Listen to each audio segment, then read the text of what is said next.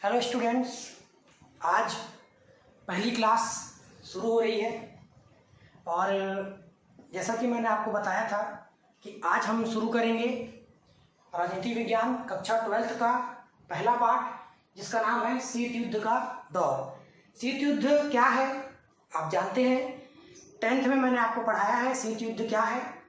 बस थोड़ा सा आपको अब इसको डिटेल में पढ़ना है। तो शीत युद्ध क्या है और इस दौर में क्या क्या घटनाएं हुई और विश्व राजनीति पर इसका क्या प्रभाव पड़ा, ये हमको आगे पढ़ना है।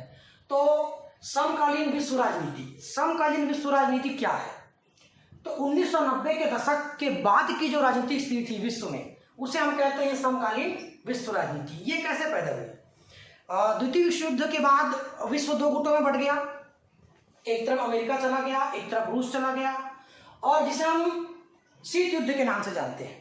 शीत युद्ध एक ऐसा दौर था जिसमें राष्ट्रों के बीच युद्ध नहीं होता था, अपितु युद्ध जैसी परिस्थितियां होती थी, मतलब युद्ध कभी भी हो सकता था।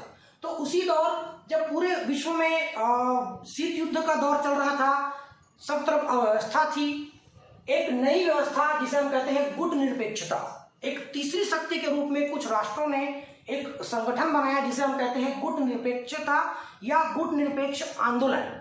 इस आंदोलन के द्वारा क्या हुआ, ये राष्ट्र ना तो अमेरिका की तरफ गए और ना ही रूस की तरफ गए, और उन लोगों ने एक स्वतंत्र राष्ट्र के रूप में इन दोनों राष्ट्रों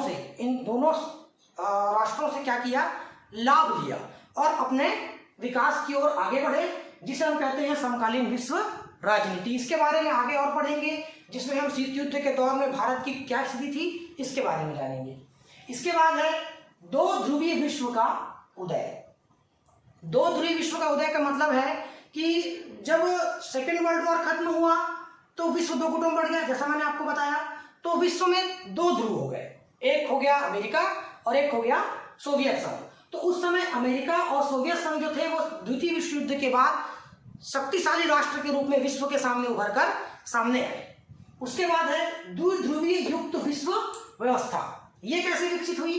तो अर्धविकसित गरीब राष्ट्रों के द्वारा, मतलब अमेरिका ने क्या किया, संयुक्त राज्य अमेरिका ने उन राष्ट्रों को अपनी तरफ लाने का प्रयास किया जो अर्धविकसित थे, गरीब थे। इनके साथ इन्होंने क्या किया कि इनको आर्थिक मदद दी, सैनिक मदद दी, और ये समझाने का प्रयास किया कि हम आपको हर तरफ से शक्तिशाली बनाएंगे और लाभ पहुंचाएंगे।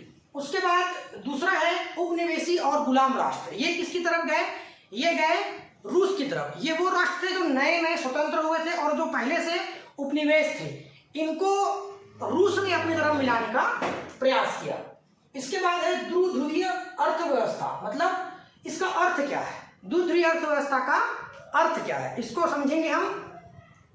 तो जब कुछ राष्ट्र मिलकर किसी एक राष्ट्र के नीचे काम करते हैं या उसके नेतृत्व में वो काम करना चाहते हैं, तो इसे हम कहते हैं द्विध्रुवीय अर्थव्यवस्था।